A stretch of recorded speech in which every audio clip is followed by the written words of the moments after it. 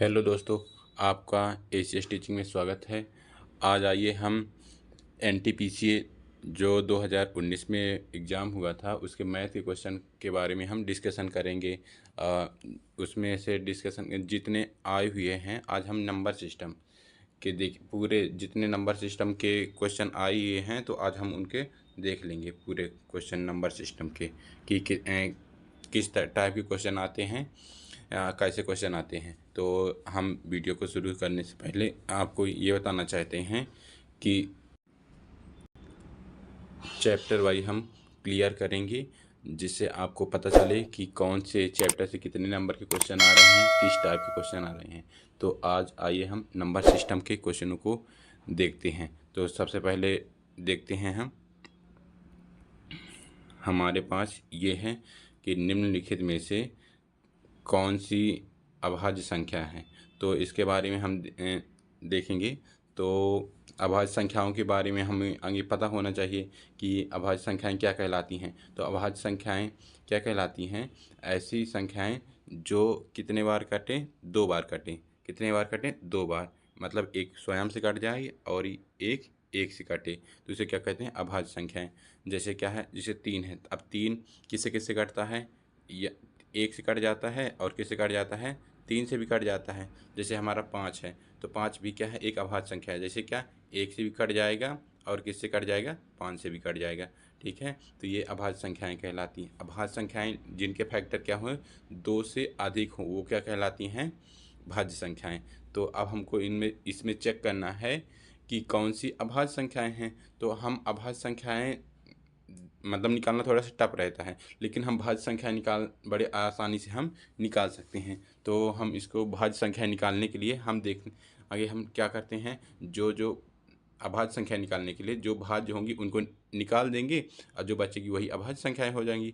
तो देखिए, जैसे हमारा क्या है, 143 है। तो अब 143 में अब हम क्या करते हैं कि 143 में देखते हैं कि कौन सा कटेगा। तो जैसे 143 है, हमको क्या कम से कम टेबल 25 तक याद रहना ही चाहिए कम से कम, तो जिससे हमको पता चलेगा। अब देखिए 143 है, तो ये किससे कट जाता है? 11 से कट जाता है। और डिजिवलिटी रूल पता होना चाहिए। डिजिवलिटी रूल के लिए मैंने एक वीडियो बनाई है, आप उसमें डिस्क्रिप्शन में जाके देख सकते हैं। उसकी पीछे क्लास होगी तो उसकी डिजिवलिटी रूल की, तो आपको बिल्कुल बेसिक कंसेप्ट क्लियर हो जाएंगी। तो अब हम देखो, ये 11 से कटेगी, है ना। तो ये क्या हो गई? भाज्य संख्या है। अब जैसे क्या है, 123 है, तो 123 हमारी किससे कट जाएगी? 3 से कट जाएगी, क्योंकि 3 का डिजिवलिटी रूल क्या कहता है, इनके जो सम होते हैं और जो सम होती है अगर वो 3 से कट जाएँ तो वो किससे कट जाएगी? 3 से। तो जैसे इनका सम कितना हो जाएगा? 1 2 3 का सम कितना होगा? 6। 6 3 से कट जाता है, तो ये भी हमारी क्या हो जाएगी? भाज्य संख्याएँ, है ना। और ये भी भाज्य संख्या है। अब जैसे हमारे पास क्या है, 213 है, तो 213 भी हमारे के पास क्या है, ये भी देखिए इनका भी योग कितना आ रहा है? 6 आ रहा है, तो ये भी कितने से कट जाएगा? 3 से कट जाएगा। तो हमारे पास केवल एक ही ऑप्शन बचेगा, अब क्या? 173। तो ये हमारे कौन अभाज्य संख्याओं में क्या हो जाएगा? 173। ये हमारा राइट आंसर हो जाएगा। ये 173 हमारी क्या है? अभाज्य संख्या है। ठीक है, तो ये पहला क्वेश्चन है। तो आपको देखिए क्वेश्चनों को करते हैं और कुछ कंसेप्ट भी डिस्कशन करता हूँ, तो उनको आप ध्यान से सुनिएगा। जैसे अभी मैंने क्या 11 का बताया और क्या 3 का बताया कि 3 का डिजिवलिटी रूल क्या होता है, जिनके अंकों का योग क्या हो, 3 से कट जाए तो वो क्या हो? 3 से कट जाएगी। ठीक है, इसी तरह हम कंसेप्ट बताते जाएंगे और क्वेश्चन करवाते जाएंगे। तो आप लोग ध्यान से सुनिएगा और क्वेश्चनों को इनको बार बार लगाइए कि क्या है कि अब इससे हमको ये पता चलता है कि हमारा जो अगला एनटीपीसी का एग्ज़ाम होने वाला है, तो हमको किस टाइप की, तो हमको लगभग एक क्वेश्चन किससे मिलेगा? अभाज्य संख्याओं से। तो हमको बहुत बार इनको प्रैक्टिस करना है कि अभाज्य संख्याएं हमारी गलत ना हो। लगभग हमको 200 तक तो पता ही रहना चाहिए कि कौन सी अभाज्य संख्या है, कौन सी भाज्य संख्या है। ठीक है, चलिए अब हम अगला क्वेश्चन करते हैं। अब जैसे ये है, तो ये क्वेश्चन तो जनरली सब कोई जानता ही रहता है कि अब बोला है कि 3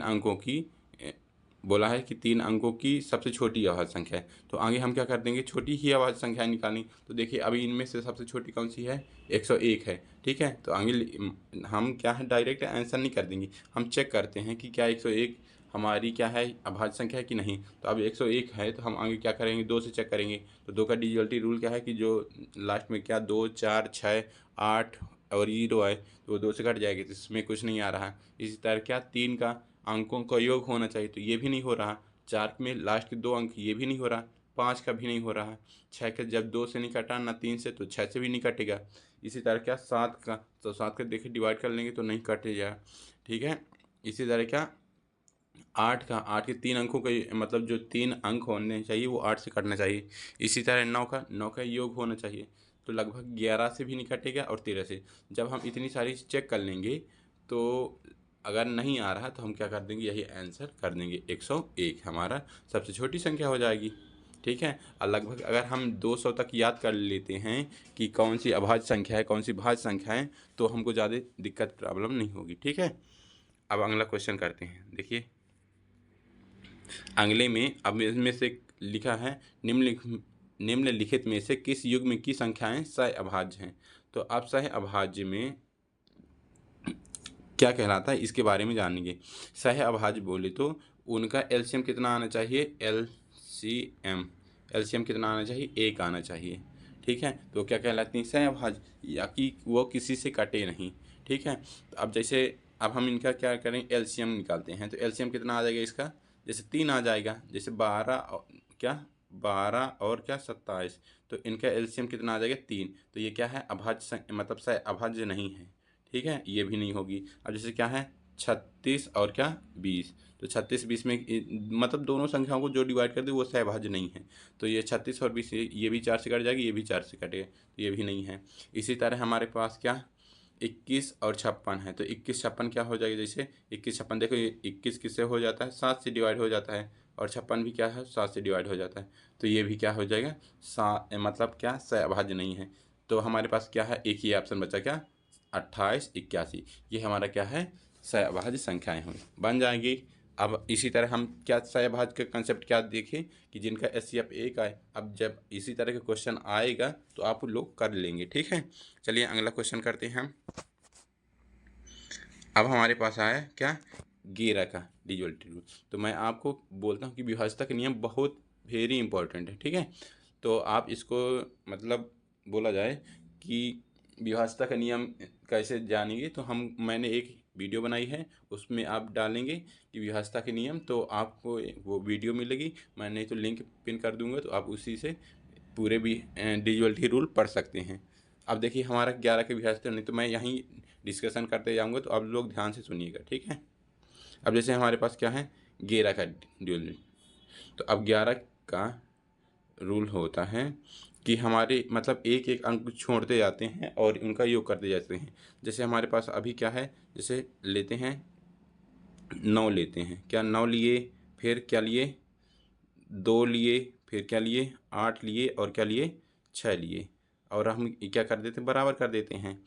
अब इसी तरह हमारे पास बचा क्या 3 बचा, और क्या बचा 4 बचा, और क्या बचा x बचा। तो हमारा 11 के डिविजिबिलिटी रूल क्या है कि या कि इनका ये बराबर होना चाहिए, या मतलब बराबर बोले तो इनका अंतर क्या शून्य होना चाहिए, या कि 11 का मल्टीपल होना चाहिए। तो अब हम देखिए इनका योग करते हैं, तो 9 2 11, 11 8 19, 19 6 25, तो इनका योग कितना है 25। अब हमारे पास ये क्या है 7 है, तो अब हमारे पास यहाँ क्या कितना चाहिए हमको 25 लाना है। मतलब यहाँ भी कितना होना चाहिए 25 होना चाहिए। तो हमारे x का मान कितना रखना चाहिए 18। तो लेकिन हमारे पास x एक ही मतलब जो x का मान है तो एक ही संख्या है, तो यहाँ 18 रखेंगे नहीं। तो फिर हमको अंतर कितना चाहिए 11 चाहिए। तो 11 चाहिए तो हम क्या कर देंगे 25 में से 7 घटा देंगे। 25 में से 7 घटाएंगे तो कितना आया 18, तो ये हम 18 लेंगे नहीं। इसके लिए हम क्या कर देंगे, अब हम ऐसी संख्या सोचेंगे ऐसी कि हमारा अंतर कितना है 11 का मल्टीपल। तो अब हम 7 में क्या मतलब 7 में क्या ऐड कर दें कि 11 आ जाए। तो हम सोचेंगे कि 7 में अगर हम 7 रख दें तो कितना आ जाएगा 14, और 25 में से 14 घटाएंगे तो कितना आ जाएगा 11। तो हमारा आंसर क्या आ जाएगा 7 आ जाएगा, ठीक है। तो ये हमारा आंसर हो जाएगा, तो बन जाएगा। तो आपको क्या मैंने बताया 11 की डिविजिबिलिटी रूल कि एक एक संख्या छोड़ के जोड़ते जाना है, और फिर जब दोबारा जो छूटी हुई संख्या उनको जोड़ते जाना है, और जो अंतर आएगा तो या तो जीरो आए या कि उनका 11 का मल्टीपल आ जाए, ठीक है। तो हमारा क्या आ जाए 7। तो ये हमारा कौन सा राइट आंसर हो जाएगा 7। चलिए अब अगला क्वेश्चन देखते हैं क्या लिखा है। के की इस प्रकार ज्ञात कीजिए कि 7 अंकों की संख्या 5103 के मतलब 12 से विभाजित होना चाहिए। तो अब हम इसको ये क्वेश्चन करने के लिए हमको क्या करना पड़ेगा, 12 के विभाज्यता का नियम बनना चाहिए। 12 के विभाज्यता का नियम क्या है, जो 3 से विभाजित हो जाए और किससे 4 से विभाजित हो जाए। तो 3 और 4 से विभाजित के लिए हम देखते हैं कि आगे हम 4 से देख लेते हैं। 4 की विभाज्यता का नियम, तो हमको अगर जैसे हम रखते हैं क्या लिखा था अपना, लिखे लेते हैं, ठीक है। एक मिनट थोड़ा सा देखिए, हमारा क्या है कि 5103 की।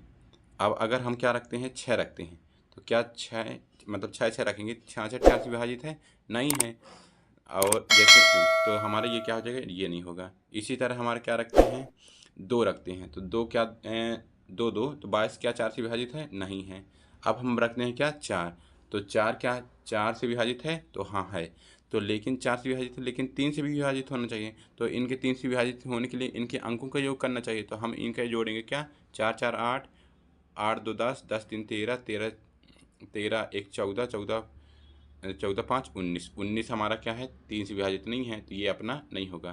तो हमारा आंसर क्या हो जाएगा 8 हो जाएगा। ये इतना सिंपल है, ठीक है। कर डालेंगे ना, तो आगे हम क्या देखेंगे 4 का कर लेंगे। अगर हम हमारा 4 से संतुष्ट हो रहा है तो हम क्या कर देंगे 3 से चेक कर लेंगे। तो जो अब देखिए हमारे पास एक ही ऑप्शन था, तो उसको हम आप चेक कर लेंगे। जैसे देखिए 8, अगर हमको विश्वास नहीं होगा तो क्या करें 8 8 16, ठीक है। और ये 16 2 18, 18 3 21, 21 6 27, क्या 27 3 से विभाजित है, हाँ है, ये आ गया। तो हमारा क्या आ जाएगा राइट आंसर 8 आ जाएगा, ठीक है।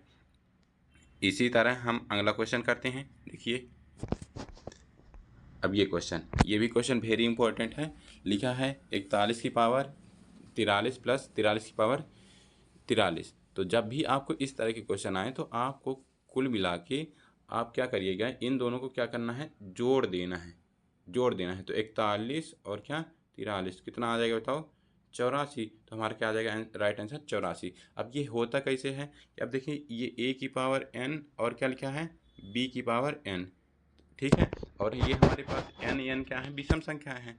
तो विषम संख्याएं हैं तो हम अब क्या करेंगे, जब विषम संख्याएं हैं तो हम एक फार्मूला होता है विषम संख्या हम मान लेते हैं, क्या ले लेंगे जैसे कोई भी संख्या ले लें a की पावर 3 प्लस b की पावर 3 ले लें। तो अब हमारा इसका फार्मूला क्या होता है a प्लस बी, होता है कि नहीं होता, a प्लस बी हो ही जाएगा।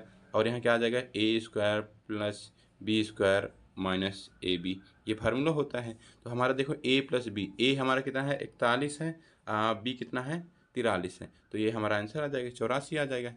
तो मतलब किससे काटा जाएगा, ये जो पूरी संख्या है किससे कट जाएगा, इससे कट जाएगा, ठीक है। तो आपको इतना सारा नहीं करना, आपको क्या कर देना है 41 और 43 को जोड़ देना है, जो भी आएगा वही हमारा क्या हो जाएगा विभाज्य हो जाएगा, ठीक है। अब इसी तरह हम अगला क्वेश्चन करते हैं। ये हमारा क्या है शेष फल के लिए है। तो अब हमारे पास शेष फल के लिए है, तो ये क्या लिखा है 19 की पावर 300 को 20 से विभाजित करने पर शेषफल कितना प्राप्त होगा। तो अब हम इसको इस तरह के क्वेश्चनों के लिए हम क्या कर देते हैं, जैसे 19 की पावर क्या लिखा है 19 की पावर 300, तो अब 19 की पावर 300 लिखा है, क्या लिखा है 19, थोड़ा सा कलर चेंज कर लेते हैं ताकि अच्छा लगने लगे थोड़ा सा। अब क्या लिखा है 19 की पावर क्या 300, ठीक है। एक मिनट 19 की पावर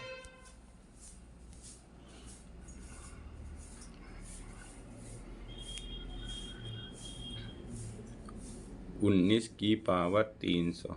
अब 19 की पावर 300 बट्टे में क्या है 20 है। तो जब भी देखिए हमारा कितना है अंतर कितना आ रहा है 1 आ रहा है। तो जब भी अंतर 1 आए तो हम क्या लिख देंगे यहाँ 1, मतलब हमारा अभी माइनस में है रहा है अभी, मतलब यहाँ 1 की कमी है। अगर यहाँ 20 होता तो पूरा पूरा डिवाइड हो जाता, लेकिन हमारे पास 1 की कमी है तो यहाँ माइनस लगा देंगे। अब अच्छे का हमारे पास 300। जब भी यहाँ पास सम संख्या हो तो माइनस यहाँ पास होगा तो हमारा क्या आ जाएगा प्लस आ जाएगा।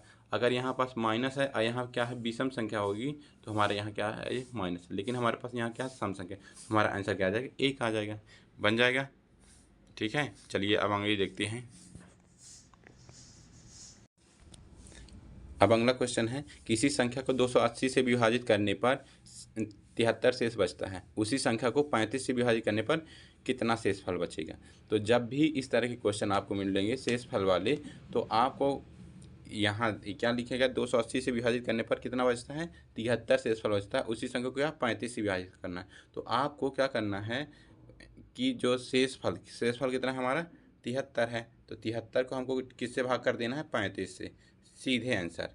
तो ये 35 दूनी 70 कितने बार जाएगा, मतलब 2 बार जाएगा, बचेगा कितना 3। तो हमारा राइट आंसर क्या आ जाएगा 3 आ जाएगा। देखिए इतने इजी क्वेश्चन आ रहे हैं एनटीपीसी से। देखिए ये आया हुआ क्या है 16 जनवरी 2021 में आया हुआ क्वेश्चन है, ठीक है ना। तो आप इनको कर सकते हैं इजीली। अब मान लीजिए इसी तरह अगर यहाँ भी कुछ भी लिखा रहता तो आपको ध्यान कहाँ देना है, शेषफल में देना। कितना है, जैसे 73 है और यहाँ क्या है उसी संख्या को क्या 35 से विभाजित करने पर, तो आपको इससे भाग देना, जो भी शेषफल बचे वही हमारा आंसर आ जाता है। ठीक है, इसी तरह अब अगला क्वेश्चन करते हैं। देखिए ये है, अब लिखा है दो संख्याओं का योग कितना है, दो संख्याओं का योग और उनका गुणनफल कितना है 2 संख्याओं का योग कितना 40 है, उनका गुणनफल कितना है 60 है। तो उनके व्युत्क्रमों का योग ज्ञात करना है। तो अब देखिए मान लेते हैं हमारे पास क्या संख्या x है, ठीक है, एक मिनट, मान लेते हैं कि कोई संख्या हमारे पास क्या है x है और दूसरी क्या है y है। तो अगर हम इनको क्या करते थे उनका व्युत्क्रम करेंगे तो 1/x प्लस 1/y, तो एलसीएम कितना आ जाएगा हमारे पास x y आ जाएगा। तो x से x कट जाएगा y प्लस यहाँ क्या x, तो बोला तो x प्लस y मतलब योग और x y मतलब क्या गुणनफल। तो कुल मिला के हमारे पास क्या है 40/60, ये हमारा आंसर आ जाएगा। तो 0 से 0 कट जाएगा और 2 2 दूनी 4 2 3 6, तो हमारा आंसर राइट आंसर क्या आ जाएगा 2/3। ये इतना ही, तो आपको ये सब वहाँ पेपर में नहीं करना, तो आपको डायरेक्ट यही दिया रहेगा, तो आपको क्या करना है योग बटे गुणनफल, डायरेक्ट आंसर तो ये कितना आ जाएगा 2/3 आ जाएगा। ठीक है, अब देखते हैं अगला क्वेश्चन। ठीक है, बन जाएगा ना। अगर मान लीजिए इसी संख्या में मैं बोल देता कि क्या बोल देता, जैसे क्वेश्चन कि दो संख्याओं का योगफल 50 है और उनका गुणनफल कितना है 100 है, तो उनके व्युत्क्रमों का योग तो क्या हो जाता है, जल्दी बता सकते थे, क्या होता है 1/2, बड़े आराम से बता सकते हैं ना। तो बन जाएंगे ना इस टाइप के। बहुत ये वेरी इंपॉर्टेंट क्वेश्चन है, मतलब टाइप ये मतलब कई बार क्वेश्चनों मतलब पेपर में आता ही आता है। ठीक है, कर डालेंगे। तो अब अगला हम क्वेश्चन देखते हैं। देखिए अब हमारे पास क्या है इकाई अंक है, क्या इकाई अंक। तो हमारे पास इकाई अंक में क्या है कि जैसे लिखा है 4 गुणे 38 गुणे 764 गुणे 1256। तो इकाई अंकों को निकालने के लिए मैंने इस मतलब इकाई अंक कैसे निकालते हैं इसकी भी वीडियो मैंने बना रखी है, तो आप लोग उसको देखिएगा। तो अब इकाई अंक निकालने के लिए हम क्या करते हैं, मतलब सभी संख्याओं के इकाई अंक ले लेते हैं। जैसे इसमें क्या है 4 है, फिर क्या है हमारे पास 8 है, फिर कितना है 4 है और यहाँ कितना है 6 है। ठीक है, तो ये हमारा हो जाएगा। तो अब हमारे पास इसका इकाई अंक, तो जैसे 4 8 32 आया, तो 32 में हम क्या लेंगे फिर 2 ले लेंगे, फिर 4, फिर यहाँ 6, फिर इसी तरह 4 दूनी 8, 8 छंग 48, तो 48 बोले तो 8, ये हमारा राइट आंसर हो जाएगा हमारा।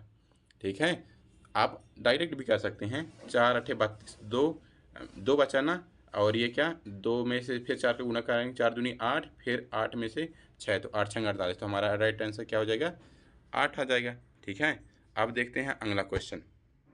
इसमें भी आपको क्या निकालना है, निम्नलिखित के गुणनफल में इकाई अंक ज्ञात कीजिए।